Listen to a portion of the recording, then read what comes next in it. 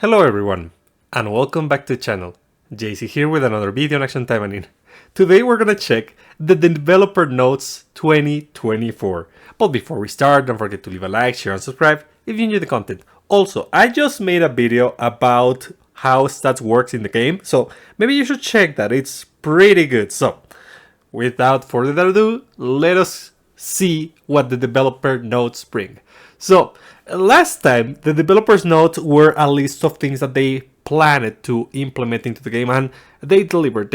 Honestly, I like all the changes and additions they have put into the game, and there's still things that they can improve on, but let's see what they're offering for next year. So, Green Action Taimanin Commanders. We have confirmed we have come this far in 2024, and thanks to your support, your strong support. Now, the end of the year is near as 2025 approaches. Thanks for your loving support. We could show various updates and thanks to your loving support, we could show various updates and characters. That sounds weird. We are also working hard to improve our game based on your precious opinions, and will continue to release new content and features in 2025. Although we can't entirely reveal major updates, we can partially show you through our developer notes. So I read this, and there's some things that I think they are omitting purposefully, but we're gonna see what they mentioned. So, the using and making of original characters. We have tried to give our players new experiences by adding new original characters as well as other attractive Taimanin. Currently, the original characters in themselves have played a crucial role in the game, and we are always trying hard to show them through various stories and missions to meet the expectations of our players. Original characters require plenty of time and resources from design to development, but thanks to their creative roles in the game, okay, and your attention, we could keep them coming to join the battle. Original characters and their activities will continue in the future, and Action Taimanin Saga will expand through them. As developers, we are striving hard to make various type of characters and battles styles, so please keep looking forward to Action Taimanin. Your support means a lot to us. So, number one. So, yes, the characters that they have added lately, the original characters that they have added lately are pretty strong, and that would be basically Espinel and Lapis. Both of them are extremely strong. Lapis even more because she's the perfect healer. But not only do they add their own original characters, they also add characters which sometimes they come out of nowhere, but they are pretty popular. Like Azusa. I think like everyone is enjoying Azusa right now. She is finally F2P, and yeah, she's strong. Even though her leader skill would limit her capabilities, she's still pretty solid. I mean, she deals a ton of damage. So, yeah, I'm glad that that we are managing to make the game continue, and that they are willing to listen to our opinions, and that they are planning to add more new characters. Probably Lan, I don't remember the name of the girl, but the Chinese one is going to come soon-ish, probably next year. I don't know about Sakuya. Sakuya is still missing. Like they released Sora, but they didn't release Sakuya because I mean we know that the audience prefer more mature women first of all, so Sakuya is not a high priority, I guess, but story-wise, I guess they should add her. I mean, I don't really care about the appearance as long as they play nice and they are fun to use. It's okay for me. Now, roadmap 2025. In 2025, we are planning to enhance interaction between players and create an environment where players can make the most of the characters and supporters they have collected. Well, they said that last time. I hope that they expand on this idea. Then we are going to make sorry, we're going to make a structure for our players to acquire various rewards by matching their skills and competing for better achievements in new content where players can utilize various characters and supporters they have collected. That's pretty nice. That's pretty nice. So more ways for us to use our roster and our supporters. That's always appreciated. So to do so, we will add content where players can aim for higher achievement through various what? Through various and strategic settings using many supporters and characters they have. So basically, they are going to make content that require to do different strategies. That's something that I like. Like, honestly, the games are always the same. It's either survive or deal as much damage as possible. It's always the same in any game, but let's see what we can do. Of course, players with fewer characters will also be given the opportunity to challenge and enjoy the content. Through future club content, we hope you will cooperate with other members of your club and show the united strength of your club to other clubs. So, recently I answered a comment about my opinion on co-op. I don't think that co-op is coming into the game. I think that they mentioned previously that they plan to release raids, and that's gonna be connected to the club system, which makes total sense. So I don't think they're gonna make co-op. I think what they're gonna do is that we're gonna have something very similar to RPGX, where one person opens the raid, and more people can participate in the raid, so that we clear the HP and we receive rewards. But basically, everyone is going to be playing individually, but the efforts are with the group of friends or whatever. So let's see. Maybe they managed to do the net coding and stuff, and we finally get co-op. Perhaps I'm wrong. Perhaps I mean, I hope I'm wrong. That's kind of funny to say, but I am just not too optimistic on that department. It's just that. So, well, let's continue. Here it says new content. Total War. The Total War will be added first. Total War is content where players will have to deal the most damage for a limited amount of time to a boss. With infinite HP, players will have to use their strongest teams or every character they have to prove their skills. So this, I mean, how can I say this?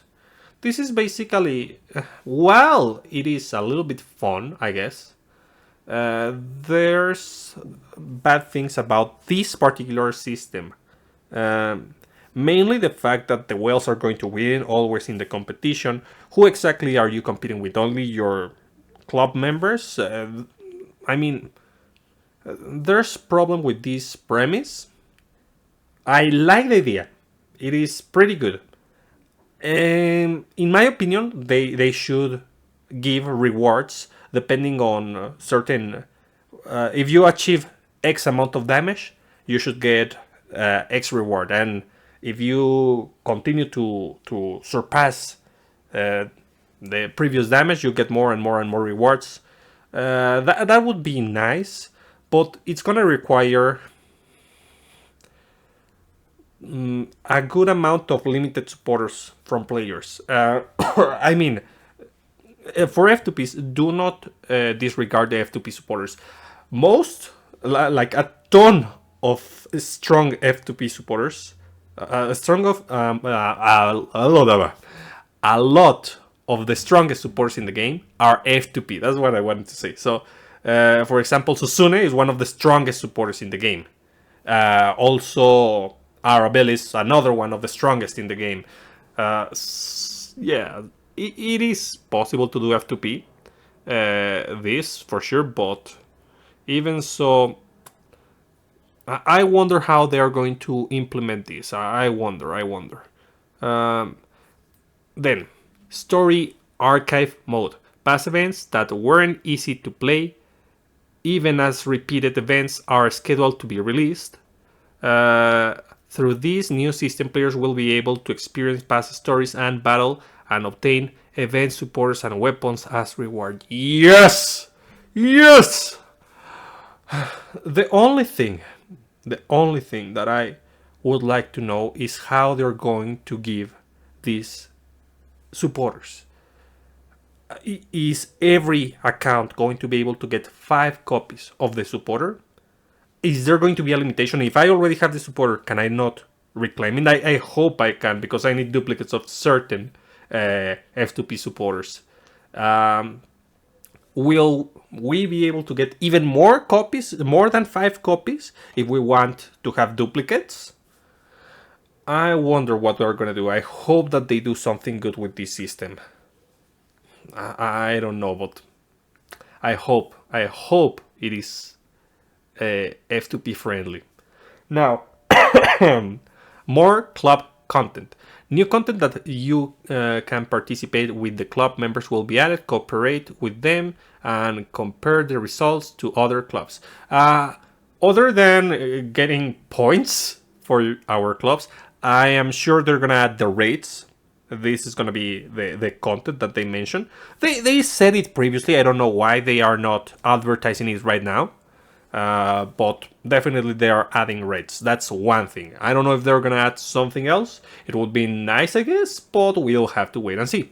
Other content. New minigames will have a ranking system, and how you play the special mode will also be changed. That's pretty good. I like the idea of having more minigames. So, things that they are not mentioning here. On the upper part, they mentioned that they are going to give us more content that focuses on utilizing supporters in different ways. Total War, I mean, yeah, it's another mode that focuses a lot on damage. But honestly, it's not like there's gonna be a lot of variety if the idea is to deal the most damage. I think that they should prepare content where we can customize a challenge, or a roguelike mode. We honestly need a roguelike mode. It's gonna give a ton of replayability to this game. That's one thing. Another thing that they didn't mention, we're still missing one more boss on VR. We have 2 human bosses, we have 2 demon bosses, and we only have 1 machine boss. So they're definitely going to add another VR boss. I have no doubts about that. They didn't. Well, I'll wait a little bit, but let's see what they do. What kind of content they add. Honestly, please add some kind of roguelike mode, a labyrinth, a challenge that we can customize, whatever you want. But come on, Gramory, like, that's gonna be super fun, because that kind of mode would actually require a lot of supporters and adapting the builds. Okay, what else do we have? Quality of life improvements. Battle arena improvements. The previous effects, strong against and weak to, in the battle arena that depend on the relationship between characters will be deleted. Okay. Honestly, I wanted them to add more of them, because there were a handful of them. But I think deleting them is also nice if they are going to replace it. And it says, and a new system based on the type assist, protect, and suppress. Each character will be applied. It's weird. So they're gonna change the strengths and weaknesses. The type of option with the system, the type option with the system will change weekly, which is designed to make players come with new strategies, allowing new experiences in the battle arena. That's a great idea. That's a really good idea. Nowadays, there's like one or two builds, one or two teams which work on PvP. I mean, maybe that's an exaggeration, but honestly, there's a handful. Like, every team has Noah, every team has Emily, every team has, like, the best options. Lapis, for example. So, this, I hope that it's impactful enough to force players to change their compositions, their teams. Because sometimes, even with these changes, there's a certain character, Noam, that is just good enough to keep using regardless of the demerits. So let's hope that this system and the weekly changes help balance this. Honestly, that sounds super amazing because it's gonna be something that we have to constantly adapt to. Now, supporters, well, perhaps constantly is an overstatement, but it sounds good in my opinion. What do you think about it, guys? Let me know in the comments. So, supporter formation improvements. A new system that separates the passive effect and the set effect is planned. We are planning to improve it by allowing you to set various passive effects and set effects so that your efforts to collect and upgrade supporters will pay off. What? What do you mean by set effects and passive effects? I mean, I understand they're going to allow us to equip various supporter formations, but are they gonna have like an extra effect that only applies on the, let's say, active slot? I mean, well, we will see. They are going to improve that. That sounds nice. And having multiple effects would be actually pretty good, because only having one effect, yeah, it's nice to have, but there's so many good effects that you want to combine or add variety. Because the only one that I use is the name of Fuma, because that damage reduction is pretty useful. But, well, we will see. Magatama set option improvement. The readability of Magatama set attributes and options will be improved, and the Magatama attribute auto reset process will be simplified. Magatama attribute auto reset. I wonder if by attribute they mean the element. I hope they mean the element. Well, that's good to hear. I mean, yeah, Magatamas and the filters are pretty bad. Like, I cannot select, for example, a specific element. Let's say that I want to look for water elements, and I cannot use that on the filters. I just have to look for either attack Magatamas or... Well, yeah, it is pretty bad, and let's hope that they also fix that. Time F5 VR improvements. The battle processes of Time F5 VR will be improved to reduce stress for players from playing it repetitively, and a feature to level up skill training multiple times at once will be added. So yeah, that's a good idea, honestly. For newer characters, it's gonna be amazing. And I think that they're finally going to give us the ability to spend more than one BP on a stage so that we farm in one go. Which honestly, I doubted that this was going to come, but it seems it's going to come, and it's a good idea, honestly. Because, I mean, yeah, at the beginning, you farm and go as high as possible. But once you already are done with that, you have a sweet spot. You just want to farm your points and that's it. So yeah, it sounds like a good idea to me. Honestly, well, no. That's good enough. That's good enough. Let's see if they do other improvements. Monthly shop, perhaps. Other improvements. The in-game UI will be improved so that players can better distinguish critical damage and familiars. God, please, yes. Like, right now, all the UI doesn't show you what is familiar damage, so yes, please. And character skills explanations will now be more understandable. That's also good. Perhaps they're hiring someone to write the descriptions in each language, or I don't know.